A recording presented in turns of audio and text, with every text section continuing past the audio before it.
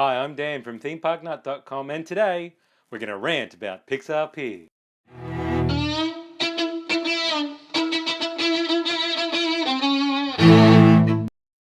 Like all good YouTube rants, this is going to be a numbered list. So here are my 5 problems with Pixar Pier. Problem number 1, it was unnecessary. When Disney's California Adventure opened in 2001, there were a lot of problems.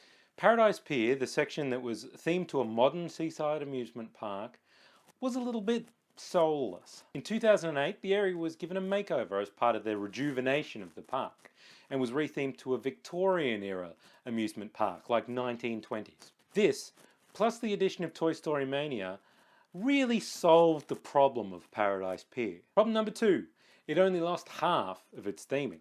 It would be one thing if this area was not working at all and they decided to flatten it and start again.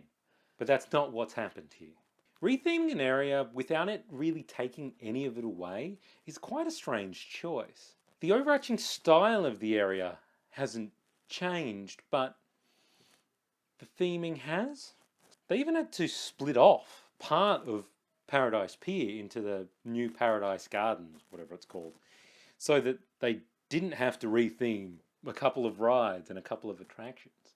The real question is, if you built this area from scratch, would you have styled the Pixar area of this park to a Victorian amusement park? Problem number 3, it's only half finished. The opening of Pixar Pier coincided with the announcement of the new ride that's coming to Pixar Pier. If there was just one ride that was missing on opening day, you'd forgive it, but it's not that at all. People have been complaining all over Twitter about construction walls blocking the sightline, and that's because it shouldn't have been open yet. There's too much that still needs to be done. But that brings us to problem number 4, the timing of the opening. It's incredibly clear from the timing of the opening of the land that it was more important when these changes opened than actually what the changes were. Disneyland has a massive new land opening in 2019. So someone at Disney looked at all these schedules and saw that there was a problem in the summer of 2018, right now. Rather than face the fact that a slight dip in attendance might have actually made Star Wars Land look a bit better than it was, they decided they had to react. And that's fine. But the problem is that the public can see that this was the attempt. The timing is so rushed, we know that that's why they were doing it. And here's the big one. Problem number 5. Pixar is a brand, not a theme. The problem with using a creative brand as a theme is that most creative brands are striving to create unique pieces of art through a familiar mechanism.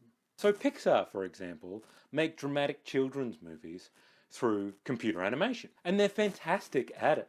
But these movies themselves don't have a lot in common, apart from the mechanism they're made with and the people who made them. Yes, I have read the Pixar theory.